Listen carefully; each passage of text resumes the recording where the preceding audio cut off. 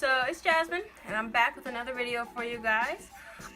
Today I have decided to kind of start another kind of thing on my channel about like piercings and stuff. If you don't know or you can't see, I do like piercings. I also do have some tattoos if you guys wanted to, you know, see anything about my tattoos or piercings. I can do like a whole tattoo and piercing video. I don't have many tattoos. I don't think I only have two. But I can do that for you guys. But I do want to start doing like a, you know, aftercare kind of thing to help anybody that's new with getting any piercings or is thinking about getting a piercing or anything like that.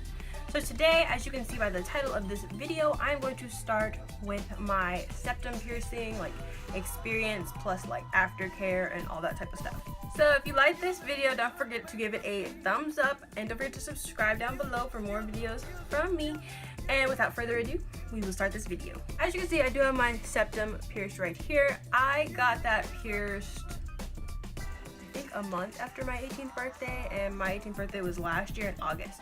So September, I've had it for like, what is that, 6 months? I don't know. 5 months. I've had it for 5 months so far. And it has given me absolutely no problem. This is probably the easiest piercing I have ever healed. It was phenomenal. And it's doing fantastic right now, like I said.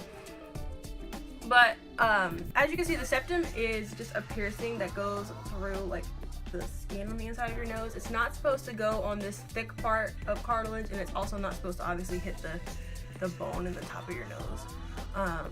But it's supposed to sit like right in between that. So now, as far as the piercing goes, obviously I'm not going to tell you guys that it didn't hurt, because every piercing is going to hurt, but it's also going to hurt differently on every different type of person. Like me, I am great with pain. It's not that bad for me, but for somebody else it could be the most excruciating pain they've ever been through. But like I said, for me it wasn't that bad, but even if it's like really excruciating pain, it only lasts like for a second. And it's not bad at all, because the skin is, as long as the piercer that you get to do it does it right, it's going to go through a very thin piece of skin.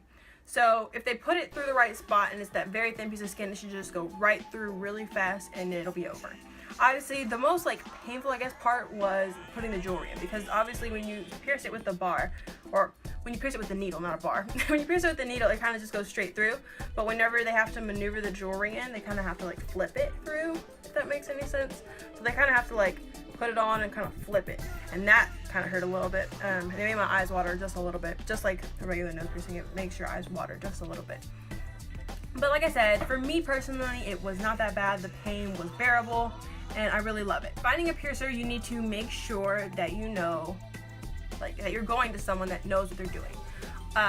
I did a little bit of research on piercing places, but ultimately I went to the same place that I got all my other piercings done at, because I did trust them and they had done a fantastic job in the past on all of my other piercings. So as far as that, you know, look into it. Definitely do as much research as you can and find the best person for you, and also find it for like the best price, because I did see some out there for really expensive. I think mine was, I think it was $35 or $40, something like that, something around that. But there are people charging like, you know, $80 just for a septum piercing, and I was like, that is a little much for something that I can go somewhere that I know that they're gonna do a good job, but it's not gonna be as much. Obviously don't go somewhere where it's like $5 piercings and they mess it all up, because, you know, you should have known better. But, you know, like I said, do your research, and if you find somewhere that's cheaper that you think does a great job and you've heard great experiences from those people, you know, go with them. That's always a good option. You know, try to go cheaper, but also try to get the best quality that you can for your piercing, because, you know, it's a needle going through your face and you don't want to get an infection or anything like that. Now, going along with like infections and stuff, if you watch other piercing videos, you obviously know that this right here is your best friend. Now, I just went to like Publix, I think, and bought this whole thing of sea salt for like $2.50, $3, I don't know. You can also buy like, you know, the H2 Ocean, or I also have this, which is Wound Wash, which I got from Walmart. And this is basically the exact same thing as H2O, or H2 Ocean, whatever you call it. But it's obviously just at Walmart, and it's actually cheaper. You know, if you buy the H2 Ocean, even if you buy it on Amazon, I think it's like $9 for a bottle. that's like, I think it's 12 ounces though. This is 6 ounces and it was $4 at Walmart, and it does the exact same thing. Now obviously this is my better way to go. This is obviously easier though. You just have to spray it. You know, I say clean it about 2 to 3 times a day for the first like week or 2. 2 weeks to be safe. Now for this, obviously you have to get a little bowl and put some warm water in it, not boiling. You can, you know, warm it up in the microwave or warm it up on the stove, however you want to do it. Just warm it up and then dip your finger in it to make sure obviously that it's not too hot, because you don't want it to burn your face. And then just put a little bit, like maybe a teaspoon, I don't know. I eyeball it. There are obviously, you can go online, Google sea salt recipe for piercings, that stuff, and it'll give you the exact measurements. I just eyeballed it and, you know, went from there, and it worked fine. Now I am going to warn you guys though that if you do the little sea salt thing with the warm water and all that, it's gonna burn. This is the one piercing that I think burned the most when I was like cleaning it. I think it is because it's like inside your nose and it's on that thin piece of skin. So when you clean it and then you rotate the bar, because they say you should like move it just to make sure, you know, that it's not sticking or anything and there's no crusties on it. Then just move it a little bit and it probably is gonna burn. It burned a lot when it went through, like when I turned it. But like I said, that only lasted when I cleaned it for maybe like 4 days. And then after that, it was completely fine. I think I cleaned mine for like 2 weeks. You're probably supposed to clean it for longer than that. But I cleaned it for about 2 weeks and mine seemed like it was completely healed. Now, like I said, every person's body is different. You know, yours could take the full amount of time, which I believe is 4 weeks, 4 to 6 weeks or something like that, for it to heal completely. Some people even said theirs took a year to heal, but that also could be because it wasn't pierced in the right spot. But you know, go along with what your body is telling you. If your body is telling you it's not healed and it's still crusty, then clean it.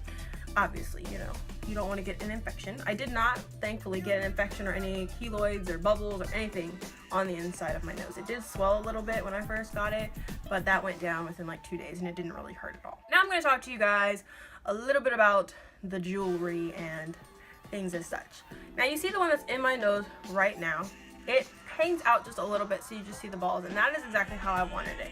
I didn't want it to hang all the way down to my lip, and I didn't want it to be, you know, so small that I couldn't see it or anything like that. Now this is what they pierced me with right here. You guys can see that it is huge. It is really, really long, and I don't know if they did that to compensate for like swelling, but I mean, my nose is definitely not gonna swell this much. I don't know if they ran out of jewelry. I didn't really say anything after she did it because I really just wanted the piercing, and I looked at it and I was like, wow, that is really, really long, because obviously you see this and you see my nose. It hung down to like here, and it was so long. And obviously right after you first get it pierced, it hurts to flip it into your nose, because obviously you can do this and flip it in to hide it, or you can pull it out. Excuse me, you know, digging into my nose to do that for you guys, but it hurt really bad to like tuck it in because it was so long, and it wouldn't fit in my nose because it was so long, but I hated the way it looked really long and really out. And like I said, I think they suggest that you don't change it for at least like, what is it, like a month maybe or 2 until you can change it to, you know, make sure there's not gonna be any infections or anything. But I had to change this. I immediately went online and I bought 3 different sizes. I don't remember exactly what the sizes are. If I can remember what sizes I bought, I'll, you know, put them in the description. And if I can remember exactly which one this one is, I will also put that in the description for you guys, because I am actually not sure. But I bought 3 different sizes because I was like, I want one that fits exactly like this. And I obviously found the one that fit the way I wanted it to in my nose. And I changed it because I bought the jewelry and it came like 3 days later, and I changed it that day that I got it. So I think I changed my piercing after about 4 or 5 days of having it, which is not recommended, but like I said, I could not deal with the way that this looked. It was so long and it was so uncomfortable, and then for my job I had to flip it up.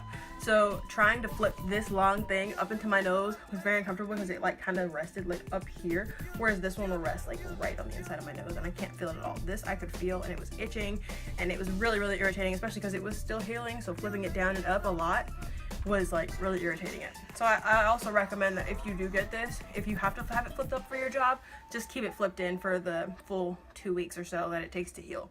Because flipping it down, flipping it up, flipping it down, flipping it up is like really irritating for the nose. Another piece of jewelry that I do have and that is very popular is a clicker. And they just look like this. This one is like a rose gold with like little diamonds on the inside. This is actually really, really cute. They are kind of like hard to like get in and out because you have to like pop this and pop that down.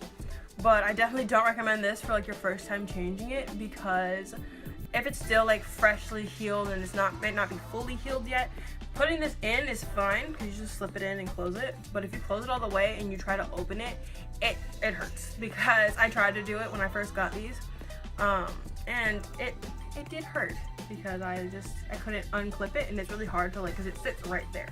So if you try to unclip this and it's not fully healed, it's kind of like pop, and it does hurt. Now these, I do know that I got these off of Wish, the app Wish, and I think there was a pack of 2, and there was the rose gold and it was a silver one, and I believe it was like $2 with $1 shipping or something. So it was really good, and they are really good, you know, pieces of jewelry. I do recommend going on Wish for that. But obviously, like I said, you need to clean the jewelry before you stick it in your nose every time. Even if it's been a year or 2 since it's healed, you still need to clean the jewelry just to make sure no bacteria is going to get in there. And like, you can just do the sea salt spray, or you can even just spray it with the H2 Ocean or wound wash or whatever you have for that. That's really all I have to say about the septum piercing. I really do love it, and it is really something that I like. And I never thought that I would get a septum piercing. I never really liked it in the past, but one day I was just kind of like, let's do it. You know, life's short, and a piercing you can take out, and this one, obviously, even if it leaves a scar, you won't be able to see it at all. And that is the one thing I really like about this, because I can flip it up whenever I don't want anyone to see it, or I can flip it down when I want it out. You know, that's just something, it's very versatile piercing. You know, if you're around people that don't like piercings, like some of my family members don't, and just flip it up, and you know, when you go out or whatever, flip it down. You know, it's like 2 different sides of life. But yeah, so that is all I have to say for you guys. If you like this video, give it a thumbs up. If you want me to do more like piercing videos and like aftercare, like if you want me to do like a jewelry collection, anything like that, leave those in the comments below, and also any video requests you have for me. Also, don't forget to subscribe to my channel and share this video so you can see more from me. I will see you guys in my next video.